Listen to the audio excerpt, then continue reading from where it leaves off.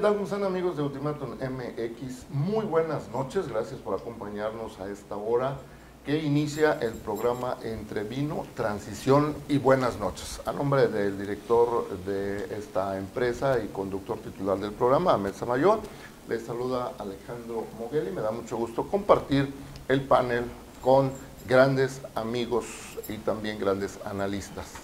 Maestra Helen Barrios, ¿cómo estás? Hola, ¿cómo estás, Alejandro? Maestro, ¿cómo está? Hola, bueno. Gilberto Zavala también. Qué gusto, estimado Alejandro, y acompañada aquí de la guapa siempre, Helen Barrios. Así que buenas noches. Muy bien. Hoy hemos pautado 4 temas por el perfil del programa, ¿verdad? Así se llama, Entre Vino, Transición y Buenas Noches, porque se trata de abordar todos los temas que tienen que ver con la transición gubernamental, tanto a nivel estatal como a nivel nacional. Ese es un tema. El otro es las perspectivas que hay para la realización de comicios extraordinarios en 3 municipios, ahí está latente, y vamos a hacer también comentarios por la importancia de la noticia, el éxodo que ha iniciado varios chiapanecos hacia Guatemala, están huyendo de territorio mexicano, de bandas del crimen organizado, y desde luego otro tema que fue un boom internacional, la detención, entrega o traición del narcotraficante Ismael El Mayo Zambada. Estaremos también aportando ahí algunos datos que han surgido en las recientes horas. Pero si les parece, mis estimados, empecemos con el tema local de la pausa en las acciones de transición gubernamental en Chiapas. El gobernador electo Eduardo Ramírez Aguilar únicamente nombró a Fernando Bermúdez, una persona muy cercana a su equipo, como el coordinador del equipo de transición, pero en la contraparte, que debería ser del gobernador saliente Rutilio Escandón, no se ha nombrado a nadie. Yo supongo que están manejando los tiempos. ¿O qué otra cosa has escuchado aparte de esto, Helen?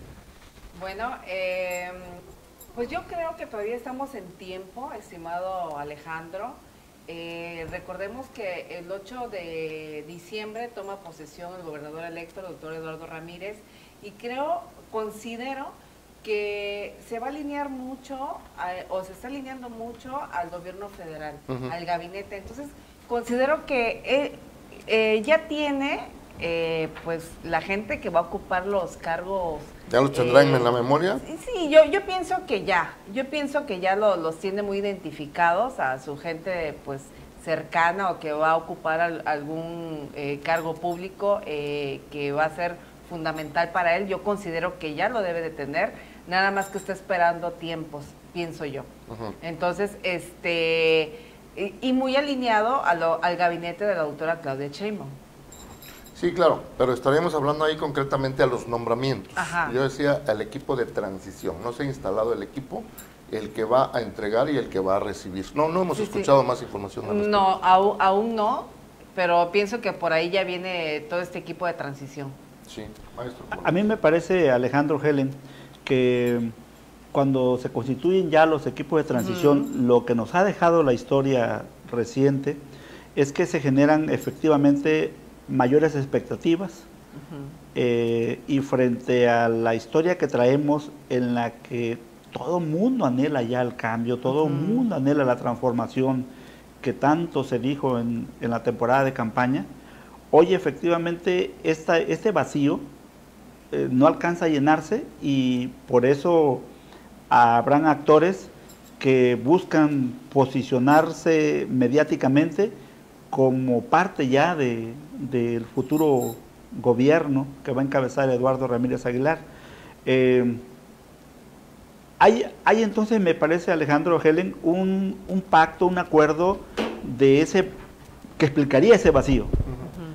Entonces, dejemos que transitemos hacia octubre, noviembre, y entonces aparece ya el próximo gobierno, ya con figuras, con equipos que van a hacer ese proceso de transición. Y sin embargo me parece que la complejidad que tiene Chiapas en muchos temas, seguridad, educación, que es el que mayormente me identifico por la relación magisterial, creo que más le valdría al próximo gobierno ir tomando el pulso a esos grandes temas, a esos grandes rezagos. De lo contrario, vamos a tener a un gobierno nuevamente que va a administrar los conflictos. Y me parece que estamos viviendo la última frontera de la esperanza para que las cosas, en términos de cambio y de transformación de vida para las y los chiapanecos, sea distinto, sea cierto. Entonces, este receso, insistiría, es un poquito como aquella vuelta que traía el PRI de que el que se mueva no sale en la foto, pero sin embargo ahorita todo el mundo por ese vacío, insisto, pues quieren moverse y quieren decir, yo soy capaz de estuve contigo y puedo, o me veo en tal secretaría o en tal ramo, y me parece que el alcance que trajo la campaña y sobre todo la perspectiva que planteó Eduardo Ramírez Aguilar, gobernador electo de Chiapas, creo que da para mucho más allá de simplemente nombrar o no a los operadores para la transición o ir nombrando ya a quienes van a ocupar las secretarías, las distintas secretarías o ramos del gobierno del estado de Chiapas.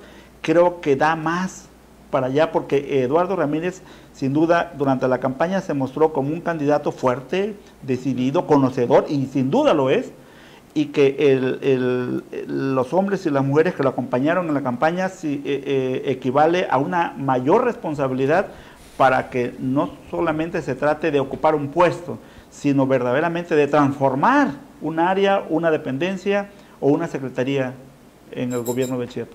Y como tú bien dices, maestro Zavala, Chiapas ahorita está en una crisis de todo, porque hay un descontrol, no hay un control, entonces le queda un fuerte trabajo al doctor Eduardo Ramírez. Un desafío, claro. Y donde todos los chiapanecos y chiapanecas tenemos confianza y fe en él, para poder reorganizar el Estado nuevamente. Y también recordemos que el 8 de agosto le entregan la carta de mayoría a la doctora Claudia Sheinbaum. Entonces yo creo que de ahí va a partir este grupo ya como transición como tal, tanto de Chiapas, tanto del lado del gobernador electo, el doctor Eduardo Ramírez, como del gobierno saliente, el doctor Rutilio Escandón. Y creo que ya hubo dos momentos, ¿verdad? Cuando recién ganó la gubernatura, en algunos mensajes políticos, discursos, él decía, yo no he nombrado a nadie, yo no soy una agencia de colocaciones, no se anden autonombrando, y lo mencionó varias veces.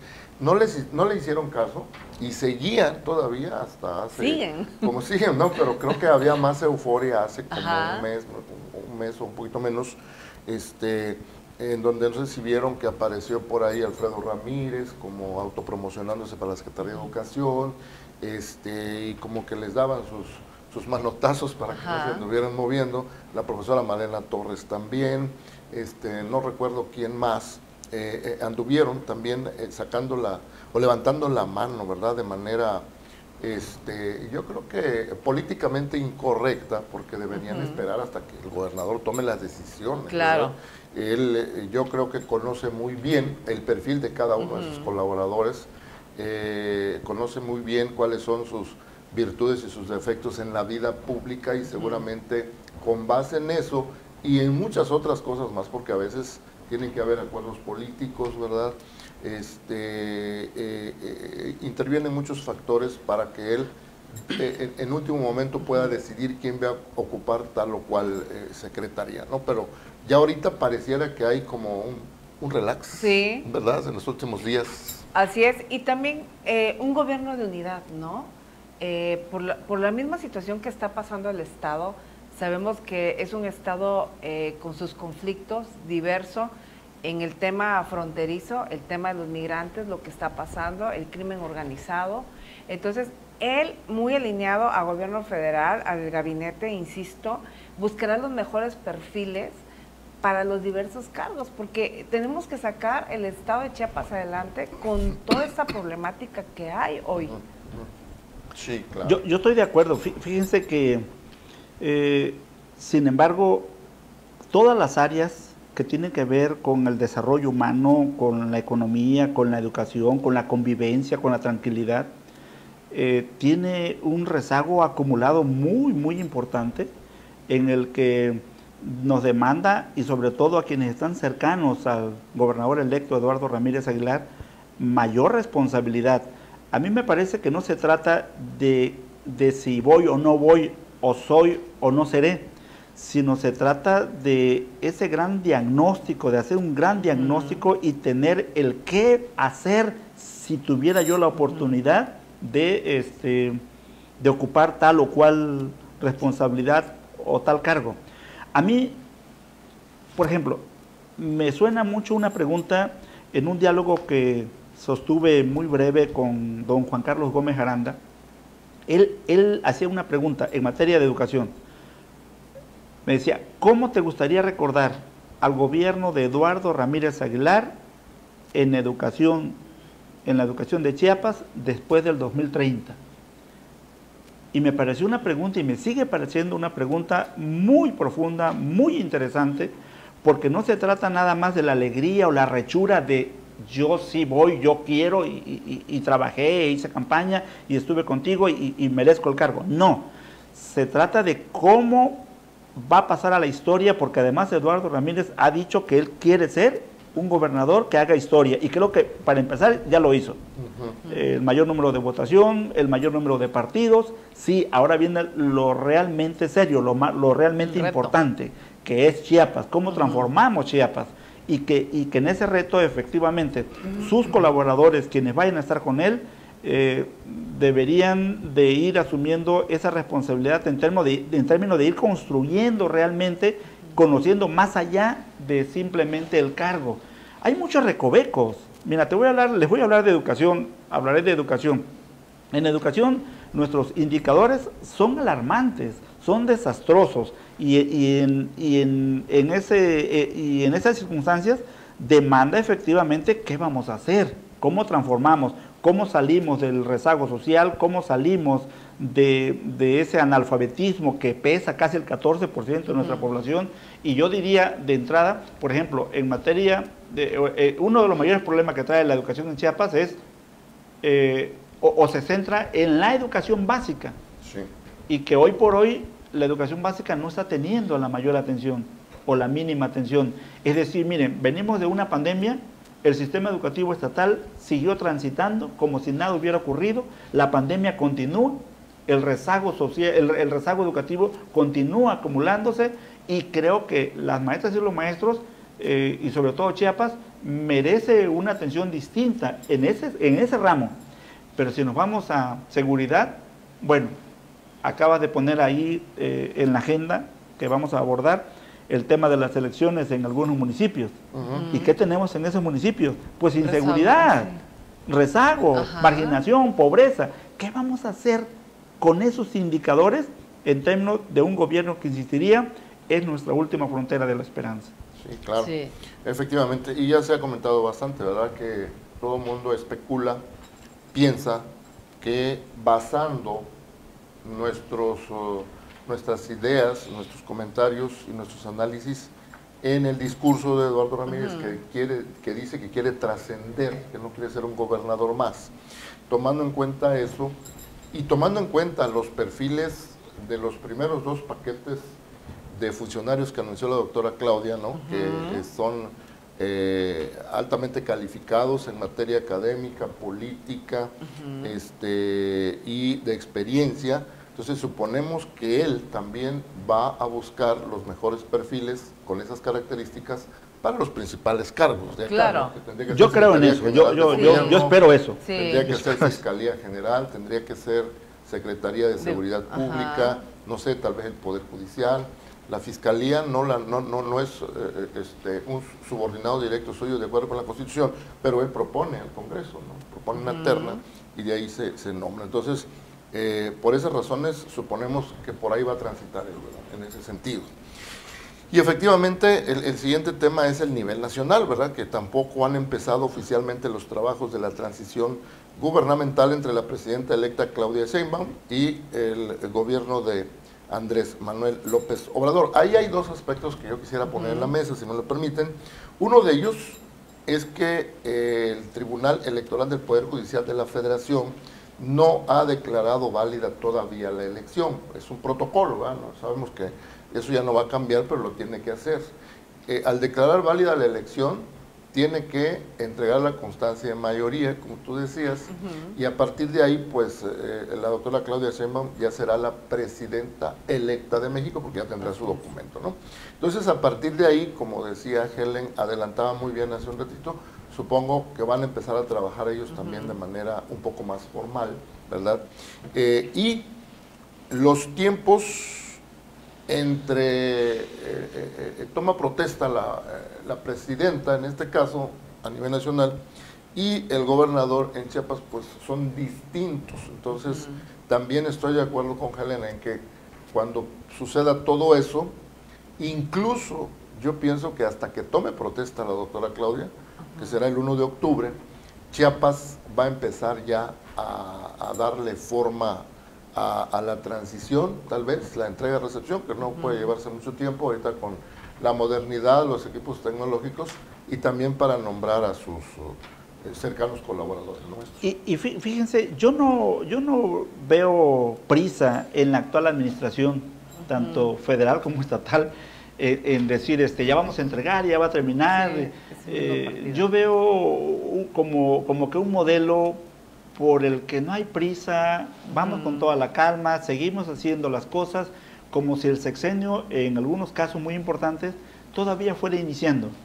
Y yo creo que lo que tenemos enfrente en términos de futuro desde el ejercicio de gobierno, creo que la gente ya quiere, ¿no? Ya quiere que empiece, ya quiere que sea esa transformación, porque hemos sido casi 5 o 6 años en los que, desde mi punto de vista, no más, ¿no?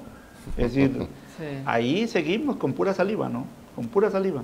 Y yo creo que lo que viene debe de ser importante y mi esperanza está en que así va a ser. Ojalá. Ahora, el tema de seguridad que también se aborda, como el gobernador electo lo ha comentado, una de sus prioridades es la seguridad. Obviamente, si no tenemos seguridad, no hay inversión, sobre todo con el tema industrial que quiere hacer en la frontera en Tapachula, para detener un poco también la migración. Y recordemos que vienen las elecciones en Estados Unidos, que también ya ha habido presencia del embajador de Estados Unidos hablando del tema migratorio para el sureste. Entonces, este tema también es muy relevante para él y para todos los chiapanecos, porque si no hay seguridad no puede haber inversión, ¿no? Atraer este tipo de inversiones que van a haber en Tapachula, el corredor industrial, que seguramente va a traer muchas fuentes de empleos y sobre todo también el tema de migración que se debe de frenar o sea, ordenadamente, ¿no? Que transite, porque la migración no la podemos detener, pero siempre y cuando ordenadamente, bajo un control, porque vemos un descontrol y esto ¿qué nos trae como consecuencia para el estado de Chiapas? En el tema de salud, o sea, unas enfermedades que hay en el estado, sobre todo en la parte de la costa, en la parte de Tapachula también, hay un descontrol también en materia de salud, que eso implica un gasto público para la salud en el estado de Chiapas. Entonces, debe de haber un control en el tema de la migración, ¿no? Sí, y sobre todo del crimen organizado. Pero fíjense, a mí me parece, de cierta manera, ahora que estás hablando, Helen, me recuerda ese interés del presidente Andrés Manuel López Obrador en términos del llamado que hace a los Estados Unidos para generar condiciones de apoyo, de inversión, no solamente en la frontera, sino hacia Sudamérica, para evitar ese desplazamiento social. Me parece que va a ser, que el desplazamiento va a continuar. Pero efectivamente, ¿cómo regularlo? El tema del narcotráfico o la inseguridad es un gran tema que, por ejemplo, ahuyenta las inversiones. Ahí está Tesla, ¿no? En Monterrey, que dice, yo ya no le voy a entrar, y eso pues tantas expectativas que habían en términos de empleo y en términos de la economía. Bueno, lo que pasa es que ahora aquí en la frontera con los países sudamericanos, Chiapas sigue siendo rústico, rupestre, sus localidades muy marginadas, muy rurales, nuestra educación muy desconsolada, la inseguridad. Ahora pareciera ser que la migración está un poquito a la inversa, ¿no? Ahora vamos para Guatemala. En fin, es muy complejo. Por eso el tema del equipo de transición que ponías como tema, Alejandro, al principio, sí hay que prestarle atención. Es decir, ¿qué va a seguir? Algo debe de cambiar, porque la esperanza de aquí a diciembre, que tome posición ya el nuevo gobierno, que se define el gabinete, pues va a ser muy lento, muy pausado. Y yo diría que hay que prestarle un poquito más de atención, hay que estar más acá. Va a ser muy complicado por los acuerdos que puedan tener entre el que aún está y el que viene. Pero la seguridad, si yo estoy de acuerdo contigo, Helen, es un gran tema, es economía, es muchas cosas. Es todo. Y si no se transforma, y si no se instala ese corredor industrial que ha propuesto Eduardo Ramírez y con el apoyo de la presidenta electa Claudia Sheinbaum, pues Chiapas va a continuar en esa ruralidad que acabo de mencionar. Sí, ¿verdad? Pues salud, que esto no está de adorno. Salud, estoy de acuerdo. Salud, Yo ya, salud. Dicen. Salud. Voy a seguir el consejo de Helen. Y mensajes, saludos Alma Rosa, Cariño Pozo, está mucho. viendo el programa, Alberto Ramírez, mi hermano. Queta Fernández, saludos. José Gracias. Francisco Altamirano dice, le va a quedar una papa caliente. Rutilio Escandón a Eduardo Ramírez. Elena EB, saludos. Qué gusto verlos en este programa. A Benamar Obando, Damián, confianza total en Eduardo Ramírez. Helen Barrios. María Enriqueta Burelo Melgar, el tema de la educación es un rezago que no ha sido atendido adecuadamente. Y sigue diciendo, y la inseguridad es el otro gran tema. Luisa Mayoa apoyará para la seguridad, que es el tema principal, lo dice en términos afirmativos, supongo que no le está preguntando, ¿verdad? Sí. Bueno, y de ahí nos desprendemos a otras 3 papitas calientes. A ver. Chico Muselo, Panteló y Capitán Luis Ángel Vidal. Recordemos que en Chico Muselo no pudo haber elecciones por violencia criminal. Panteló no pudo haber elecciones por violencia criminal, o sea, ahí no hubo elecciones. En Capitán Luis A. Vidal sí hubo elecciones, pero hubo violencia electoral. Quemaron la paquetería electoral y los tribunales se vieron obligados a anular esas elecciones, ¿no? Entonces, ¿qué seguía ahí, mis estimados amigos? Nada más lo digo como contexto, que el Congreso del Estado decidiera o formar consejos municipales que iban a ser de manera transitoria o que convocara elecciones. Y ya convocó elecciones. Ahorita las autoridades electorales, el IEPC, el INE, andan a todo vapor, marcha a todo vapor, porque pues las elecciones, dijo el Congreso, deben ser el 25 de agosto. Y sin embargo, yo no observo acuerdos preliminares importantes que den certeza a un proceso electoral distinto. Es decir, me lleva un poquito la memoria a lo que ocurrió en el estado de Guerrero, en donde la iglesia, por ejemplo, intervino y pactaba con los grupos armados, con los grupos que están en contra, digamos, de un sistema normal en términos del Estado mexicano. Es decir, esos municipios tienen una migración forzada importante de familias. Y esas familias, pues ¿quién va a votar? Son pueblos fantasmas, localidades fantasmas. ¿Quién va a votar? Ahora, ¿quién va a votar en contra del candidato o candidata afín a un grupo del crimen organizado? Hay una serie de retenes, dan cuenta de 6 hasta 12 retenes. La gente que logra cruzar tiene que andar burlando la vigilancia y para venir a cumplir con cuestiones laborales a la capital de Chiapas. Se están yendo a Guatemala, el mismo crimen organizado está bloqueando el acceso hacia otros municipios, Comitán, La Concordia, en donde grupos de familia pudieran encontrar salida, incluso hasta a Tapachula, Huixla. Están bloqueados. Y no hay ni siquiera un llamado del Estado mexicano, y lo único que se atina a decir es que el ejército está para cuidarlos y el consejo no se metan. No, si están forzados. Hay un forzamiento en el desplazamiento y hay un forzamiento en la participación. Eso cambió y cambia la economía local, la economía regional. Ya no se siembra, ya no se cuida el ganado, las parcelas, los terrenos, los ranchos perdieron valor. Prefieren salvar la vida que la parte material. Y estamos hablando de un proceso electoral para definir una autoridad que no le va a decir nada al pueblo, que no va a transformar y que va a seguir siendo parte de una condición difícil, complicada que tenemos en Chiapas. Entonces me parece que el problema es mayúsculo, es complejo, por supuesto, y que por parte del gobierno yo no le veo por dónde ni cómo. Entonces el Instituto Nacional Electoral o el IEPC, que pueda estar organizando estos comicios, pues sí, lo va a organizar, pero quienes van a decidir no van a ser la población, una población que ni está, que no existe ya. Entonces, ¿qué va a haber? ¿Qué va a pasar? Pues considero que realmente, como dice el maestro Zavala, es un tema muy complejo. Sabemos que por usos y costumbres, y hoy le incluimos en algunos. En algunos. Y hoy le incluimos también la delincuencia organizada. Ahora sí que los grupos de poder, las mafias del poder.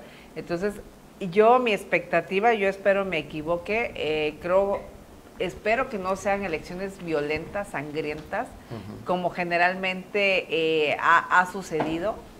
Y como bien decía el maestro Zavala, no hay por dónde, el gobierno no hay como acuerdo, sigue igual, ¿no?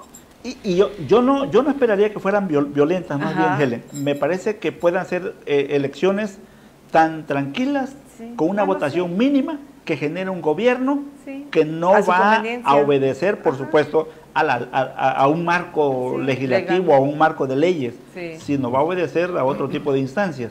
Entonces, efectivamente, mayor complejidad para el gobierno que viene. Cuando los convoquen y que vamos a definir políticas municipales, ¿a quién van a obedecer esos gobiernos que van a ser electos? Esos cabildos, ¿de verdad van a obedecer al legislativo local o al ejecutivo local? No, hay otros filtros. Entonces, sí es delicado, sí es muy complejo, pero ojalá todo transcurra con normalidad y que tengamos el resultado que esperan las autoridades en términos de todo el 100%, todos los municipios tienen ya sus autoridades y ¡zam! Se acabó.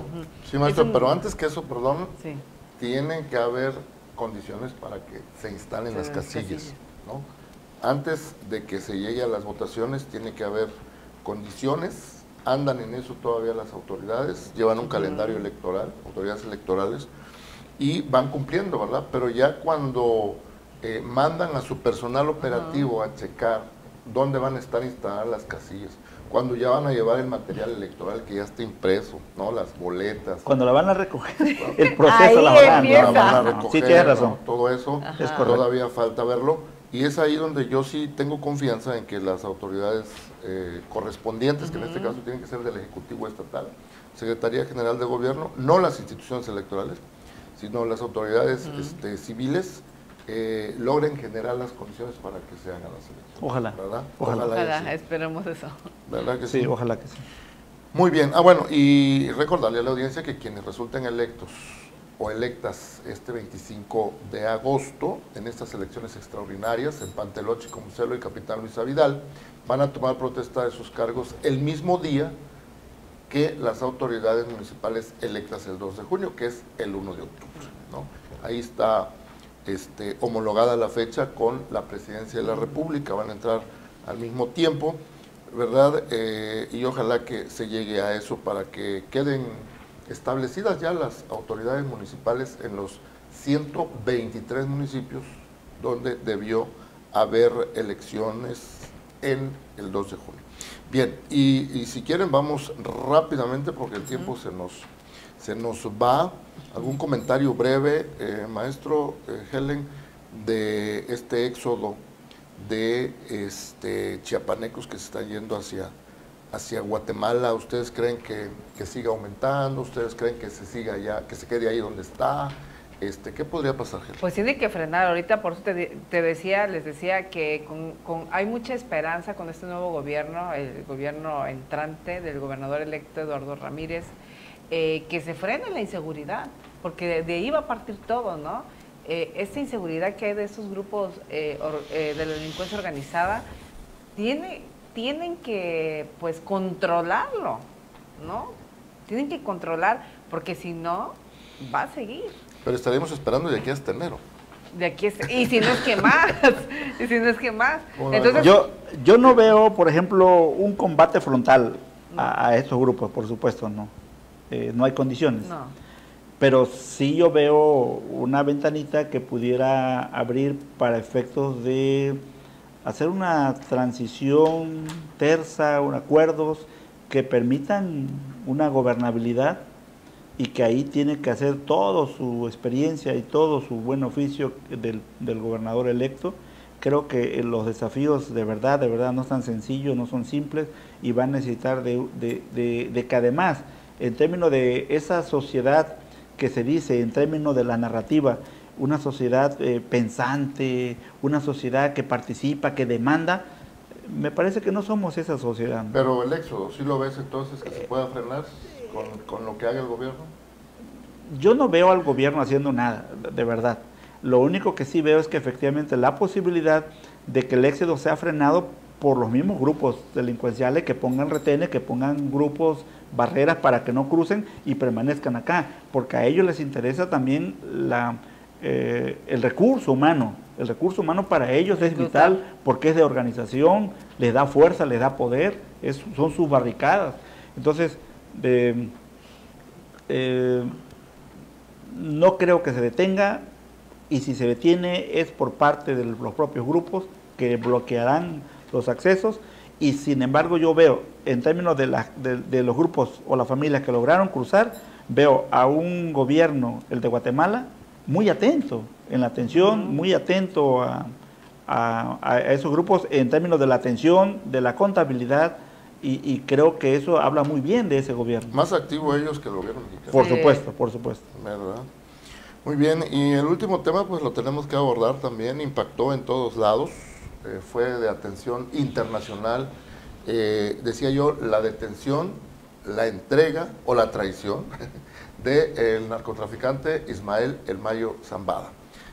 Nada más como contexto, él tiene 76 años de edad y dicen que desde los 16 años ya andaba en estas cosas de narcotráfico, o sea, 60 años activo en el narcotráfico, tal vez los 50 anteriores, ya cuando era un poco más adulto, supongamos que son 50 años que anduvo delinquiendo, y nunca vimos que estuviera cerca de ser detenido, no era visto, no se le veía protagonista de los enfrentamientos con otras bandas.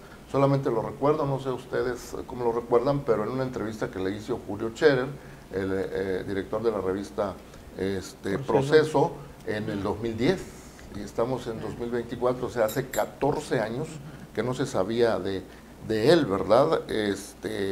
Insisto, ha impactado a nivel internacional, porque creo que después de Pablo Escobar Gaviria, de los 80s allá en Colombia, el Chapo Guzmán, detenido, enjuiciado, condenado en Estados Unidos a cadena perpetua, El Mayo Zambada seguramente es otro de los tres más importantes, pues, de los recientes 50 años. Capos, los grandes capos. No. Emblemático, una figura emblemática del narcotráfico, por supuesto. Ahora, ¿pero por qué es tema internacional? Por la forma como fue aprendido. Tú lo mencionas, ¿no? Se rindió, se entregó, fue traicionado. Ese es el tema, justamente, ¿no? Es decir, si lo traicionó o no lo traicionó el hijo del Chapo, y un poquito es los señalamientos, y el gobierno, el Estado mexicano no sabe nada, no se enteró, no le avisaron. Un poquito esa es la nota, ¿no? Pero efectivamente, el Mayo Zambada termina una historia, yo digo así, termina una historia que al rato va a ser película, y entonces ya veo otro tipo de economía por ahí, y otra vez a divertirnos viendo películas. Pero aquí tenemos células importantes que nos transformó y que nos cambió la convivencia diaria, la convivencia cotidiana, que detuvo el desarrollo, que inmovilizó, paralizó al Estado. Y entonces tenemos a un señor que lo detienen, y entonces, ¿qué pasó? Y pues aquí seguimos atomizados. Creo, insistiría en esa última frontera, que más allá de cómo lo detuvieron, ya lo detuvieron. Efectivamente, el Estado mexicano ahora lo que tiene que ver es que no hayan enfrentamientos, porque van a surgir otras cabezas. El narcotráfico es un monstruo que le quitas una cabeza y emergen 3, 4, ¿no? ¿Cómo se llamaba esa? La medusa es la que le cortaban una serpiente y salían un montón. Bueno, un poco así. De suerte que ese va a seguir siendo el tema en los próximos días, hasta que finalmente existan otras fuentes que nos den mayores datos de cómo fue detenido y se nos acabe el morbo, ¿no? Sí, claro, pero además no olvidemos lo que va a decir. Sí, por supuesto, por supuesto. Ese es el gran tema. Son muchos intereses, ¿no?, de países, de personalidades dentro del gobierno, de grupos. Entonces, son convenios, ¿no? Muchas veces. Te voy a dar a pero me sueltas entonces, lo que tú bien dices, lo que va a decir, ¿no? Pero son muchos intereses que se tocan de ciertos grupos. Pero Helen, yo más bien veo allí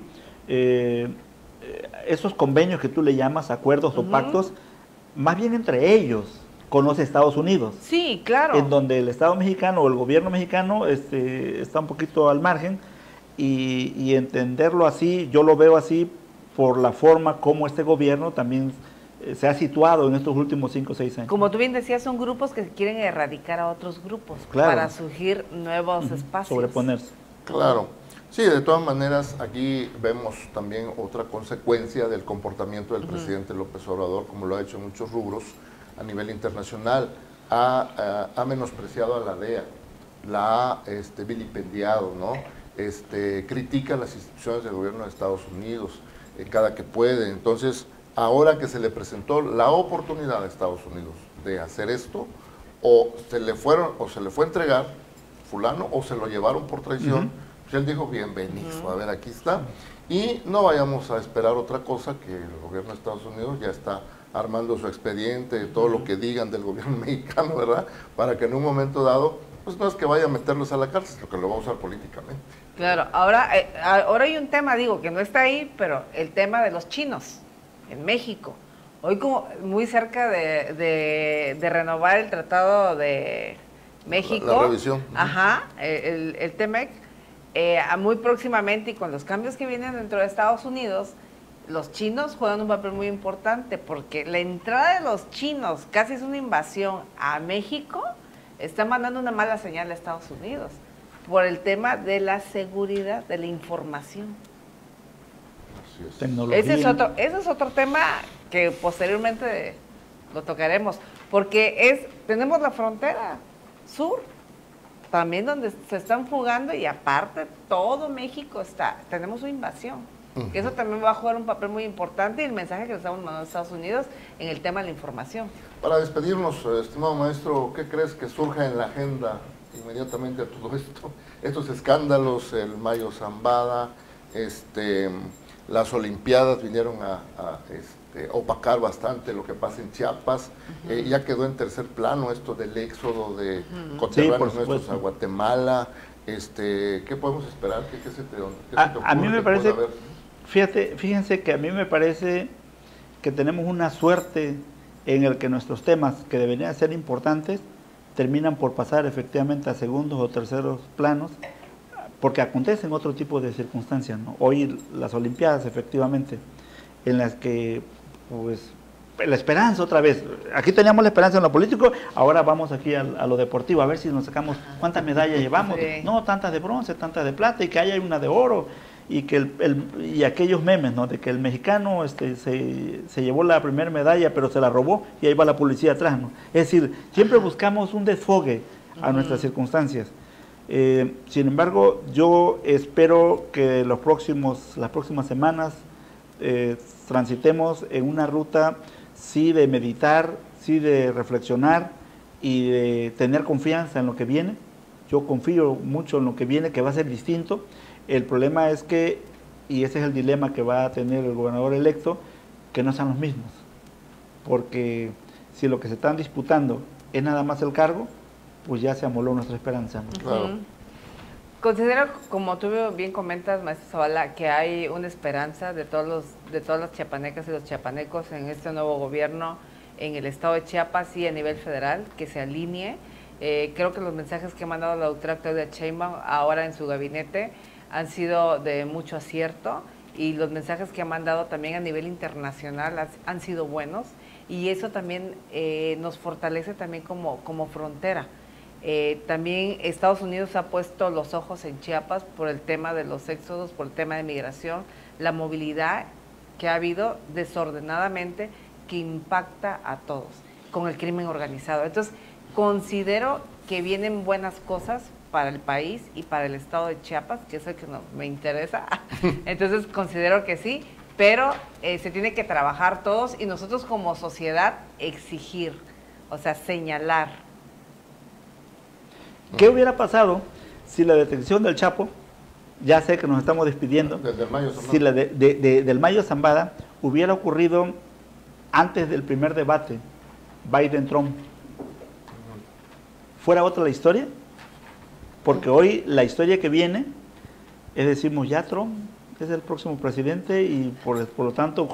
Difiero, Kamala. Sí, va a ganar ahí Kamala Harris. Muy bien, pues muchísimas gracias, Helen Barrios. Gracias a ti, Qué gracias a amable, nuestra audiencia. Maestro Gilberto Zavala. Estimado Alejandro, es un gusto. Y ya pues en la otra semana estaremos platicando cuáles son las cosas, los acontecimientos más importantes que vayan a ocurrir en estos próximos días. Por ahora, muchísimas gracias. A nombre de Ahmed Samayo Arce, director general de Ultimátum y conductor titular de este programa, soy Alejandro Moguel, y le agradezco mucho que nos hayan atendido en esta noche. Hasta pronto.